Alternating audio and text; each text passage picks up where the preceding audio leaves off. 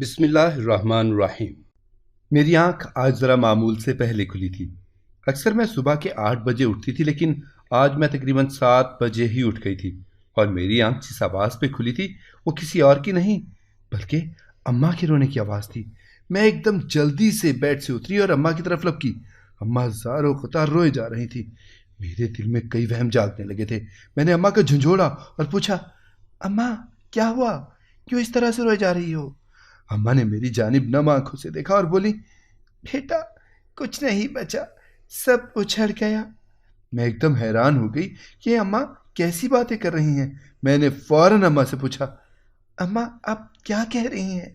تب اماں نے کہا، بیٹی میری بہن یعنی تیری خالہ کی گود ایک مرتبہ پھر سے اجڑ گئی ہے۔ اماں میرے گلے لگ کر پھوٹ پھوٹ کر رو رہی تھی۔ یہ آج پہلی بار نہ ہوا تھا کہ خالہ کا بچہ دنیا میں آنے سے پہلے ہی اللہ کو پیارا ہو گیا تھا، بلکہ یہ تیسری مرتبہ ہو رہا تھا۔ میری خالہ ایک جوان عورت تھی اور اچھی صحت بھی رکھتی تھی، لیکن اللہ نے ان کی قسمت میں ایک دکھ لکھ دیا تھا، اور وہ یہ کہ وہ 9 مہینے کے بعد بچہ اپنی کوکھ میں پالنے کے عین پیدائش کے وقت اسے کھو بیٹھتی تھی۔ میرا کوئی کزن نہیں تھا، اس لیے میری بڑی خواہش تھی کہ میری خالہ کے گھر بچہ پیدا ہو، کیونکہ میں اپنے والدین کی بھی اکلوتی بیٹی تھی۔ اس لیے میرے دل میں یہ حسرت بہت زیادہ تھی، مگر اللہ نے نہ جانے خالہ کی قسمت میں کیا لکھ رکھا تھا۔ ہر کسی کی ہمدردیاں خالہ کے ساتھ تھیں۔ کوئی کہتا خالوں کا تعویذ کروا کے دیے گئے ہیں، تو کوئی کہتا کہ اس کو کوئی بیماری ہے۔ خیر، وہ تو جتنی زبانیں ہوتیں اتنی ہی باتیں بھی ہوتیں۔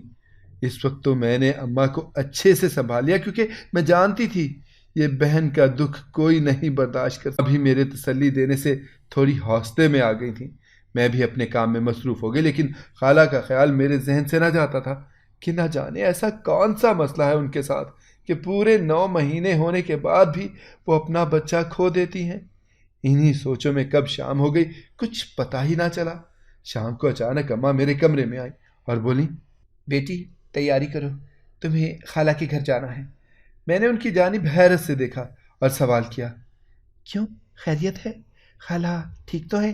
تب اماں نے کہا، تمہاری خالہ کی طبیعت ہی کافی خراب ہے، اگر تم چلی جاؤ گی تو اسے تھوڑی تسلی ہو جائے گی، اور تمہارے ساتھ ہونے سے اس کا دل بھی لگا رہے گا۔ اماں کی بات پر مجھے کوئی اعتراض نہیں تھا، وہ ٹھیک ہی تو کہہ رہی تھی۔ میں خوشی خوشی خالہ کے گھر جانے کی تیاری کرنے لگی۔ اگلی صبح ہم خالہ کے گھر جانے کے لیے روانہ ہو گئے۔ جیسے ہی ہم وہاں پہنچے، خالہ ہمیں دیکھ کر بہت خوش ہوئیں، لیکن خالہ کی آنکھوں میں اپنے بچے کی جدائی کا دکھ نمایاں تھا۔ امی نے سلام دعا کے بعد خالہ کو میرے یہاں رہنے کی بات کی اور کہا، یہ تمہارا خیال رکھے گی اور یہیں پر رہے گی۔ اس بات پر خالہ اور بھی زیادہ خوش ہو گئی۔ انہوں نے مجھے پوری خوش دلی سے قبول کیا۔ اماں نے دوپہر کا کھانا وہیں کھایا اور دوپہر کے بعد واپسی کی تیاری کرنے لگیں۔ اماں کے واپس جانے کے بعد خالہ نے مجھے بہت پیار کیا اور مجھے ڈھیروں دعائیں بھی دیں۔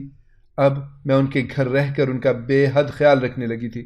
میں ان کے لیے کھانا بناتی، گھر کی صفائی کرتی، انہیں وقت پر دوا دیتی، حتیٰ کہ ان کی ہر طرح سے فکر اور خدمت کیا کرتی تھی۔ وقت یوں ہی ہنسی خوشی گزرتا جا رہا تھا۔ میں واپس جانا تو جیسے بھول ہی گئی تھی۔ میرا خالہ کے ساتھ بہت دل لگ گیا تھا۔ ایک روز اچانک خالہ کی طبیعت خراب ہوئی اور وہ بے ہوش ہو گئی۔ میں اس وقت کچن میں کام کر رہی تھی۔ میں گھبرا گئی، فوراً خالہ کے پاس گئی اور انہیں سنبھالنے کی کوشش کی۔ مجھے ڈر لگ رہا تھا کہ کہیں کوئی بڑا مسئلہ نہ ہو گیا ہو۔ فکر مند لہجے میں ان سے پوچھنے لگی، خالہ کیا ہوا ہے؟ آپ یوں اچانک کیسے بے ہوش ہو گئی؟ میرے سوال کرنے پر خالہ بے پناہ محبت سے میری جانب دیکھنے لگیں اور بولی، بیٹی فکر کی کوئی بات نہیں ہے، میں پھر سے ماں بننے والی ہوں۔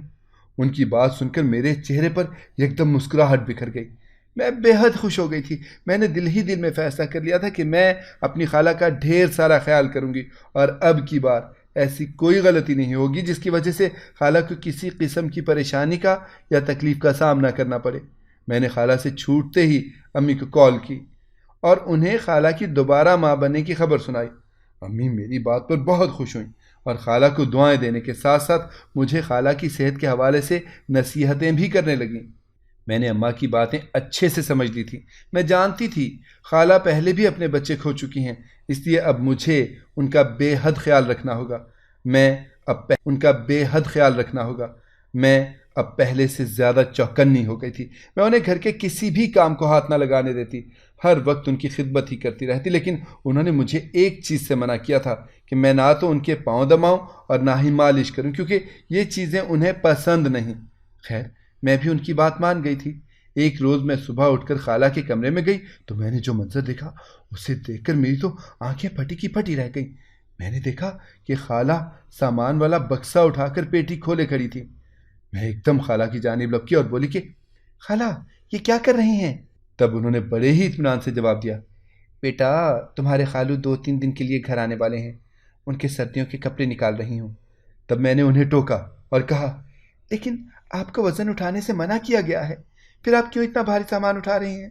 میری بات پر خالہ مسکرائی اور بولی، وزن اٹھانے سے کوئی فرق نہیں پڑتا بیٹا، تم فکر نہ کیا کرو اتنی۔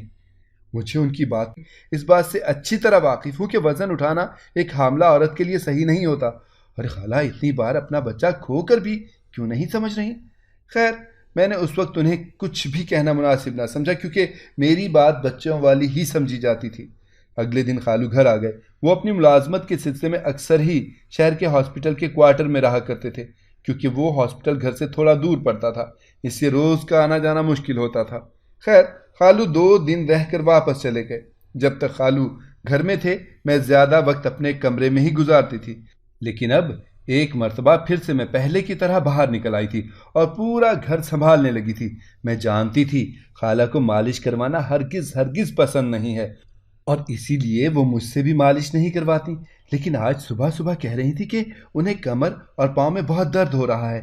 اس لیے میں نے سوچا تھوڑی سی دیر پاؤں دبا دیتی ہوں اور مالش بھی کر دیتی ہوں، شاید بہتری ہو جائے۔ میں تیل لے کر ان کے کمرے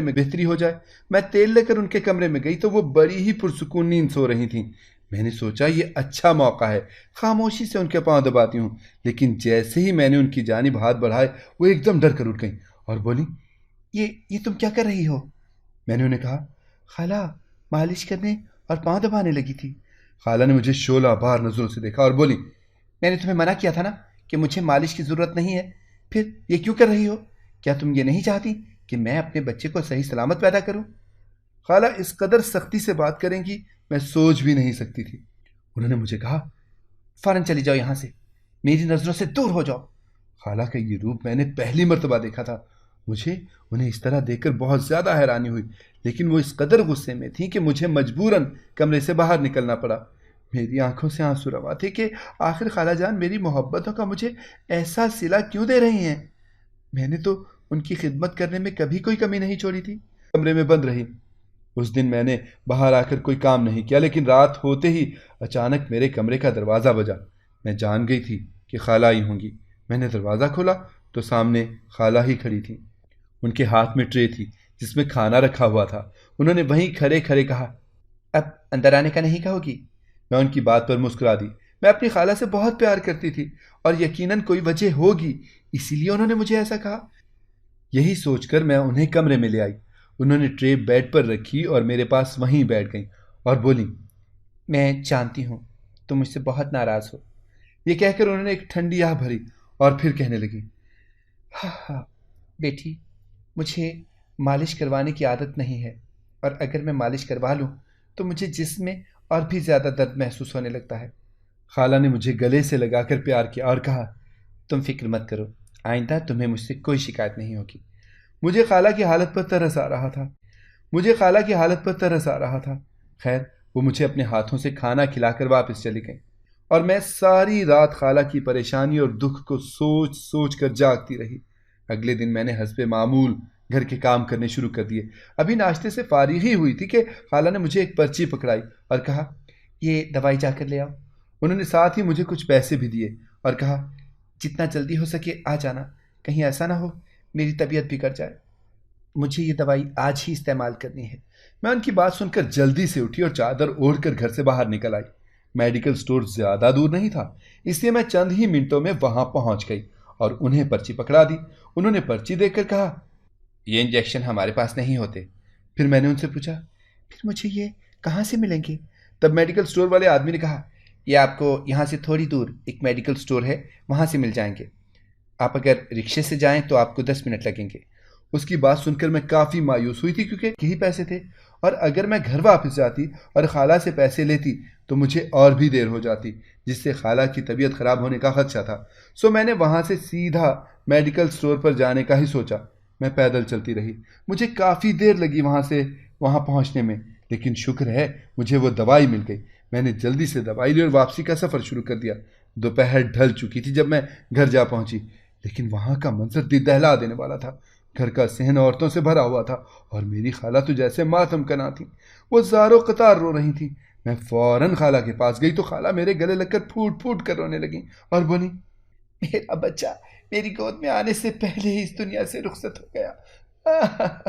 وہ پھوٹ پھوٹ کر رو رہی تھیں، ان کی حالت تو جیسے پاگلوں والی ہو گئی تھی۔ مجھے ان کی حالت پر ترس آ رہا تھا، میری آنکھیں بھی بھر گئیں۔ ہر کوئی خالہ کو تسلیاں دے رہا تھا۔ میں نے خالہ سے پوچھا، بچہ کہاں ہے؟ تب انہوں نے ایک مرتبہ پھر سے روتے دھاڑتے ہوئے کہا، تمہارے خالو سے یہ صدمہ برداشت نہیں ہوا، انہوں نے بچے کو اسی وقت دفنا دیا تھا۔ حالات کا دکھ بہت بڑا ہوتا ہے بیٹا، ہم تو جیسے جیتے جی مر گئے ہیں۔ خالہ بین کر کر کے رو رہی تھی۔ خیر، وہ دکھ اور تکلیف کا لمحہ بھی گزر ہی گیا۔ اگلے روز خالہ کی طبیعت تھوڑی بہتر تھی اور چند ہی دنوں میں وہ اس صدمے سے باہر نکل آئیں۔ خالو بھی واپس اپنے کام پر لگ گئے تھے۔ میں واپس نہیں گئی تھی کیونکہ اماں اور خالہ دونوں نے ہی یہی فیصلہ کیا تھا کہ رانو اب یہیں رہے گی۔ میں پھر سے خالہ کا ویسے ہی خیال رکھنے لگی۔ یوں ہی 2 مہینے گزر گئے کہ ایک مرتبہ پھر سے خالہ نے خبر سنائی کہ اللہ نے انہیں پھر سے ماں بننے کی خوشخبری سنا دی ہے۔ میں خالہ کی بات پر بہت زیادہ خوش ہو گئی۔ اب میں خالہ پر کڑی نظر رکھنے لگی تھی اور ہر وقت ان کے آگے پیچھے گھومتی رہتی تھی۔ وقت یوں ہی گزرتا رہا، لیکن اب مجھے ایک اور بات کھٹکنے لگی تھی کہ میں خالہ کے جتنا قریب جانے کی کوشش وہ مجھے اتنا ہی دور کر دیا کرتی تھی۔ یوں لگتا تھا جیسے خالہ نہیں چاہتی کہ میں ان کے پاس جاؤں۔ خیر، آہستہ آہستہ 9 مہینے گزر ہی گئے تھے کہ ایک دن میرے ذہن میں ایک ترکیب آئی۔ میں نے سارے وقت میں یہ چیز نوٹ کی تھی کہ خالہ نہ تو کسی ڈاکٹر کے پاس جاتی ہیں اور نہ ہی کوئی دائی انہیں آ کر دیکھتی ہے۔ میں جاننا چاہتی تھی کہ آخر اس سب کے پیچھے ماجرا کیا ہے۔ اسی سوچ کے تحت ایک دن میں نے خالہ کو دودھ میں نیند کی دوا ملا کر دے دی۔ خالہ جب نیند بے ہوش ہو گئی تو میں نے فوراً چادر اوڑھی اور گھر سے باہر نکل آئی۔ وہاں میں نے محلے کی دائی کا پتہ پوچھ کر اس کے گھر پہنچ گئی اور اسے اپنے ساتھ لے آئی۔ وہ آتے ہی خالہ کی حالت دیکھ کر تشویش میں پڑ گئی۔ میں نے انہیں خالہ کی ساری صورتحال سے آگاہ کیا اور کہا، اس مسئلے کا کوئی حل نکالیں۔ وہ خالہ کو اس طرح بے ہوش دیکھ کر پہلے تو کافی پریشان ہوئی اور بولی، یہ کیسی عورت ہے جس کو ذرا تکلیف نہیں ہو رہی؟ ورنہ ایسی حالت میں تو عورتوں کو 1 منٹ بھی سکون نہیں آتا۔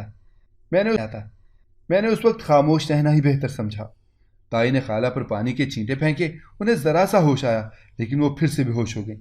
یوں لگ رہا تھا جیسے وہ اب تک نیم بے ہوش ہی ہیں۔ تھوڑی دیر بعد دائی نے خالہ کا معائنہ کرنا شروع کر دیا۔ ابھی وہ پیٹ کی جانب بڑھ ہی رہی تھی کہ ایک دم ان کے چہرے کے تاثرات ہی بدل گئی۔ میں سمجھ نہ پائی کہ آخر مسئلہ کیا ہے۔ اس سے پہلے کہ وہ کچھ بتاتی، ایک دم دروازے پر زور زور سے دستک ہونے لگی۔ میں اور دائی ایک دم ڈر گئے کہ آخر یہ کون آ گیا۔ آواز اتنی زور کی تھی کہ ہمارے کانوں کے پردے پھٹنے لگے۔ ابھی ہم دروازے کی جانب پلٹے بھی نہ تھے کہ اچانک کوئی اندر داخل ہوا۔ وہ لوگ پولیس کی وردیاں پہنے ہوئے تھے۔ انہوں نے زور زور سے دھاڑنا شروع کر دیا کہ شکیل اور اسلم کہاں ہیں؟ اتنے پولیس کی ایک عورت آگے بڑھی اور اس نے خالہ کے پاس پڑا پانی کا جگ ان پر انڈیل دیا۔ وہ ایک دم سے گھبرا کر اٹھ بیٹھی۔ تب اس لیڈی کانسٹیبل نے کہا، لوگوں کی زندگیاں برباد کر کے تو یہاں سکھ سے کیسے سو رہی ہے؟ چل اٹھ۔ ابھی وہ یہ بات کر ہی رہی تھی کہ دروازے پر کوئی اور آیا۔ سب نے پیچھے مڑ کر دیکھا تو وہ اسلم خالو تھے۔ نہ جانے وہ کہاں سے اچانک آ گئے تھے۔ پولیس نے انہیں لپک کر پکڑ لیا اور خالہ کو بھی اپنے ساتھ گھسیٹ لے گئی۔ میں اور دائی ہکا بکا یہ سب دیکھتے رہ گئے۔ میں نے فوراً اماں کو فون کیا اور وہ مجھے آ کر گھر لے گئیں۔ میں صدمے میں ہی تھی کہ نہ جانے یہ سب کیا ہو رہا ہے۔ گھر جا کر بھی میں 1-2 دن پریشان ہی رہی۔ مجھے یوں لگ رہا تھا کہ شاید خالہ کے ساتھ یہ سب میری وجہ سے ہو رہا ہے۔ میں کافی دیر تک سوچتی رہی لیکن مجھے اپنے کسی بھی سوال کا جواب نہ ملا۔ اماں بھی کافی پریشان تھی، شاید وہ حقیقت جانتی تھیں۔ میں اماں کے پاس گئی اور ان سے پوچھا، اماں آپ ہی بتا دیں کہ سچ کیا ہے؟ تب اماں نے میری جانب دیکھا اور بولی، بیٹا میں تجھے کیا بتاؤں، تیری خالہ اپنے کیے کا صلہ کاٹ رہی ہے۔ میں نے ان کی جانب سوالیہ نظروں سے دیکھا۔ تب انہوں نے کہا، تیری خالہ اکثر مجھے کہا کرتی تھی کہ میں بہت امیر ہونا چاہتی ہوں اور عیش و آرام کی زندگی گزارنا چاہتی ہوں، لیکن میں نہیں جانتی تھی کہ اس کا عیش و آرام ایسا ہوگا۔ اماں نے میری جانب آنسوؤں بھری نظر سے دیکھا اور پھر بولی، بیٹا، جب تیری خالہ کا پہلا بچہ فوت ہوا تو اس نے اور اس کے شوہر نے مل کر ایک منصوبہ بندی کی۔ مجھے محلے کی عورت نے بتایا ہے کہ یہ اس طرح بچے چوری کرتی ہے اور پھر ڈرامہ کرتی ہے کہ میرا حمل ہے، پھر ہاسپٹل جا کر دوسرے کا بچہ چوری کرتی ہے اور گھر آ کر سب کو یہی کہتی ہے کہ میرا بچہ مر گیا ہے، اور پھر وہ چوری کیا گیا بچہ کہیں نہ کہیں بیچ دیتی ہے۔ پہلے تو مجھے اس بات پر یقین نہ آتا تھا، لیکن آج میں سب کچھ سمجھ گئی ہوں، یہ سب سچ تھا، میری بہن سچ میں یہ غلط کام کرتی تھی۔ اماں کی باتیں سن کر مجھے بھی بہت دکھ ہوا۔ چند دن یوں ہی رہے، بے یقینی کے عالم میں گزر گئے۔ ایک روز میں اماں کے ساتھ جیل گئی، وہاں میں نے خالہ کو انتہائی قابل ترس حالت میں پایا۔ مجھے دیکھتے ہی وہ بولی، میری لہجے سے صاف واضح تھا کہ وہ اپنی حرکت پر بہت شرمندہ ہیں۔ انہوں نے میری امی سے بھی کہا، میں نے بہت گناہ کیے ہیں، میں نے کئی والدین کو ان کی اولادوں سے دور کیا ہے، شاید مجھے اللہ کبھی معاف نہ کرے، لیکن تم مجھے معاف کر دینا۔ وہ بے حد شرمندہ تھی اور ان کی آنکھوں سے آنسو مسلسل رواں تھے، لیکن اب اماں یا کوئی بھی کچھ نہیں کر سکتا تھا کیونکہ ان کا جرم ثابت ہو چکا تھا۔ اماں نے ایک بیچارگی بھری نظر ان پر ڈالی اور پھر واپس لوٹ آئیں۔ ہم دونوں ہی واپس لوٹ آئے تھے۔ خالہ اپنا جرم خود قبول کر چکی تھیں۔ خالہ اور خالو کو سزا ہو گئی اور ان کا گھر ہمیشہ ہمیشہ کے لیے بند کر دیا گیا تھا۔ میرے اندر کزن کے ساتھ کھیلنے کی حسرتیں وہیں دم توڑ گئی تھیں، لیکن مجھے اپنے تمام تر سوالوں کا جواب مل گیا، جن میں سب سے پہلا سوال یہ تھا کہ آخر خالہ کو اولاد کیوں نہیں ہوتی؟ جب انسان دوسروں کے ساتھ برا کرتا ہے تو اللہ اس کے ساتھ کیسے اچھا کر سکتا ہے؟ یہ ان کا مکافات عمل تھا جو انہیں دنیا میں ہی مل گیا تھا۔ اللہ ہر ایک انسان کو ایسے گناہ سے محفوظ رکھے۔ اگر آپ کو ہماری کہانی پسند آئی ہے تو اسے لائک کریں، شیئر کریں اور ہمارے چینل کو سبسکرائب کریں۔ اگلی کہانی تک کے لیے اجازت دیجیے۔ اللہ حافظ۔